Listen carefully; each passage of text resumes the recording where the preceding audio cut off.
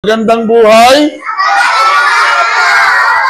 Okay. So ngayong umaga, magbibigay ako sa inyo o ako ay magkukwento. Excited ba kayo sa kwento? Okay. So magkukwento sa inyo ni Sir Ems tungkol kay langgam at...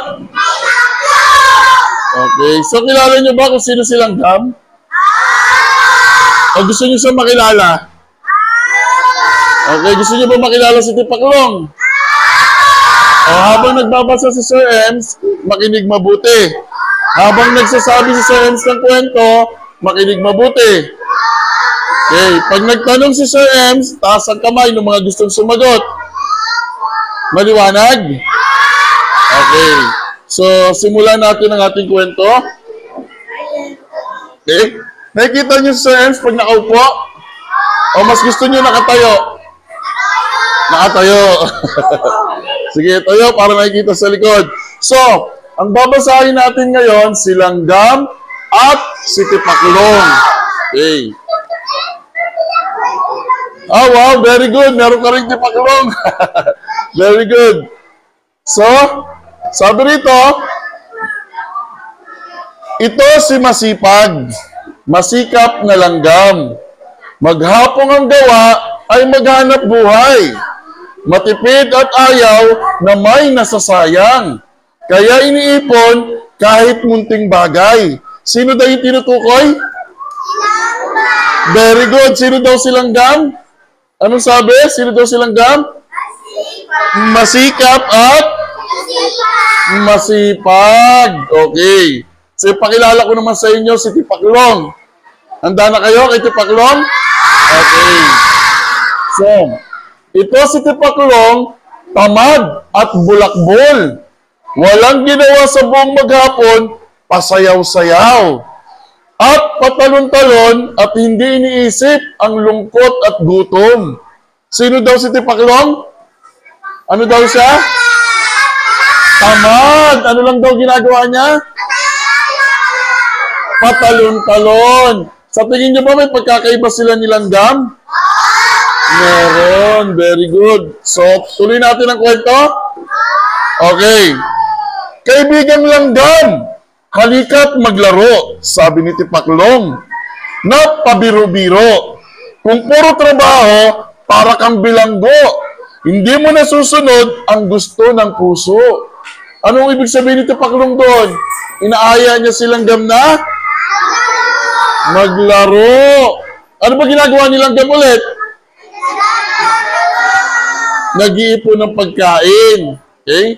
So, tignan natin kung ano pa yung sumunod na nangyari. Tag-ani ngayon, maraming pagkain. Sagana ang bukid, sa palay at tanim. Sabi ni Tipaklong, ang sarap mag-aliw langgam. Ang buhay mo ay huwag sayangin. Ano yung sinabi ni Tipaklong kay langgam? Huwag daw sasayangin. Very good. Tuloy natin ang kwento. Ngunit nagpatuloy sa kanyang paggawa si langgam na kahit isang bisyo'y wala. Mainam na ito ang kanyang wika kaysa magsisi pag ikaw ay tumanda. Meron daw bisyo si langgam? Wala, ang sabi. May bisyo si langgam? Wala, kasi siya ay masipag na kumukuha ng pagkain. Tama? Okay. So tuloy natin ang kwento. Kaya araw-araw, si langgam patuloy sa pagtatrabaho at pag-iipon. Araw-araw naman, itong si Tipaklong ay pakanta-kanta at patalon-talon lang. Ano pagkakaiba ni langgam at saka ni Tipaklong? Si langgam ay... Okay, si langgam, araw-araw, patuloy sa pagtatrabaho. Si Tipaklong naman, anong ginagawa? Pakanta-kanta lang at patalon-talon. Very good. So, ito yung itsura niya. Okay? Kumakanta-kanta lang siya. At patalon-talon lang. Samantalang si langgam, anong ginagawa ni langgam? Nagtatrabaho si langgam.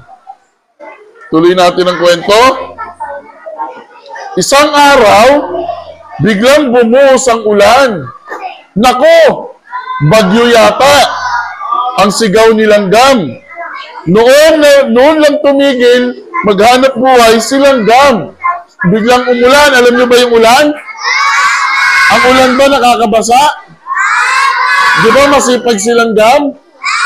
Dahil umuulan, huminto si Langgam sa pagtatrabaho. Si Tipaklong naman, tingnan natin kung anong kanyang ginawa.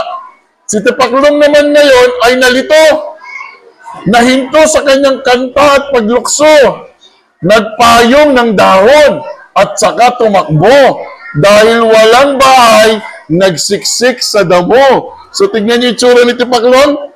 Dahil wala siyang bahay, pakanta-kanta lang siya, nagsiksik siya sa damo habang umuulan. Hindi katulad ni Langgam, nakahanda siya sa pagdating ng ulan. Very good.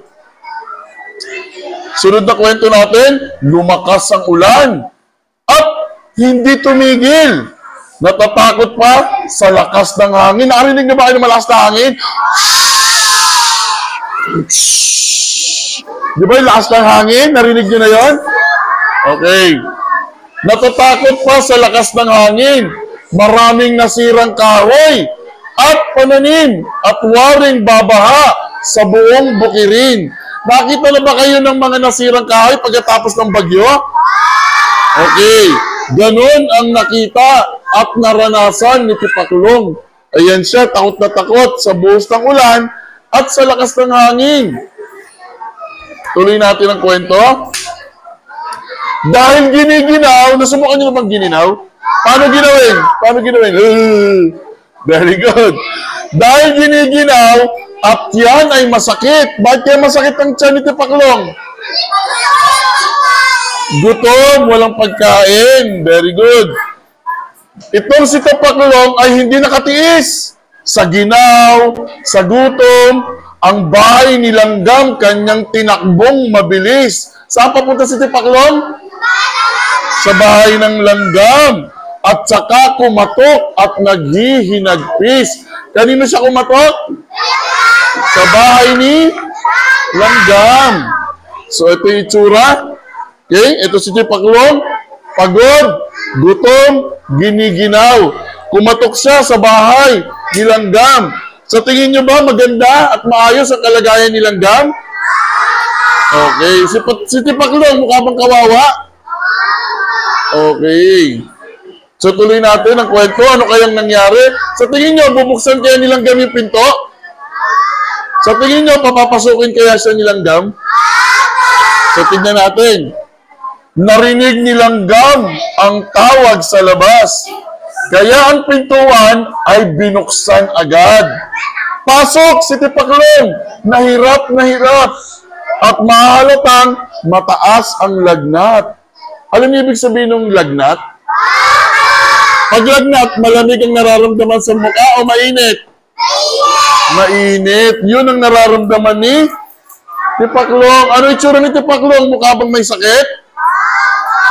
Ano itsura ni Langgam? Mukha ba siyang tinatanggap ni Langgam si Tipaklong? Very good. So, pumasok at pinayagan ni Langgam na makapasok si Tipaklong. Naawa si Langgam sa kanyang nakita. Ngayon, pobreng-pobre ang dating masaya. Binigyan ng bagong damit ang bisita, saka pinakain ng muling sumigla. Sino binigyan ng pagkain? Tipaklong. Para sa muling gumaling at lumakas kasi siya ay may lagnat. Meron siyang sakit. Very good. Ako'y hiyang-hiya, sabi ni Tipaklong, nang makalipas na ang ginaw at gutom. Huwag mag-alala, sagot ng tumulong. Maraming pagkain ang aking naipon. Sino yung tumulong? Si Langgam. Very good. Bakit kaya maraming ipong pagkain si Langgam? Kasi siya ay nag-trabaho, nag-ipon siya ng maraming pagkain. Eh si Tipaklong, bakit wala siyang naipong pagkain? Anong ginawa niya? Patalon-talon lang, pakanta-kanta. Pasayaw-sayaw, okay. Ako'y hiyang-hiya, sabi ni Tipaklong, nang makalipas ang ginaw at gutom. Huwag mag-alala, sagot ng tumulong, maraming pagkain sa aking naipon. Doon sa muling binasa ni Sir Ems, tama ba na tumulong tayo sa kapwa? Pag merong nagugutom, nakakilala natin, dapat ba nating tulungan? Paano kung meron kang kaklase, wala siyang baon, pero ikaw madami kang baon, bibigyan mo ba ang kaklase mo ng baon? Very good. At magmula noon, si Paklong na tamad ay di na nag-isayang ng oras. Natuto kay Langgam na maging masikap para makaligtas sa anumang hirap. So ano nangyari? Anong natutunan ni Tipaklong? Nagtrabaho na rin si Tipaklong. Sa tingin niyo, nag-iipon na rin siya ng pagkain? Sa tingin niyo, parehas na sila ni Langgam. Ano ang natutunan natin sa kwento ni Langgam at ni Tipaklong? Dapat masipag. Ano pa? Nagtatrabaho. Dapat ba patamad-tamad? O ilagay natin sa inyo mga mag-aaral na grade 1. Tasa kami ng grade 1. Very good. Tasa kami ng grade 2. Very good. Tanong ni Sir Ems, dapat ba tamad-tamad ka mag-aral? Hindi. Very good. Dapat ba nag-aaral mabuti? Okay. Lahat ba nag-aaral mabuti? Okay. Naintindihan ang magandang kwento tungkol kay Langgam at Tipaklong? Ang lahat may natutunan? Okay. Sino ang may tanong? Sino gusto magtanong kay Sir Ems? Anong tanong? Wala? Sinong may tanong tungkol sa kwento? Sino mas gusto nyo? Si Langgam o si Tipaklong? Si Langgam. Pero mabuti na tumulong sa kapwa. Okay? So maraming salamat at magandang umaga sa ating lahat.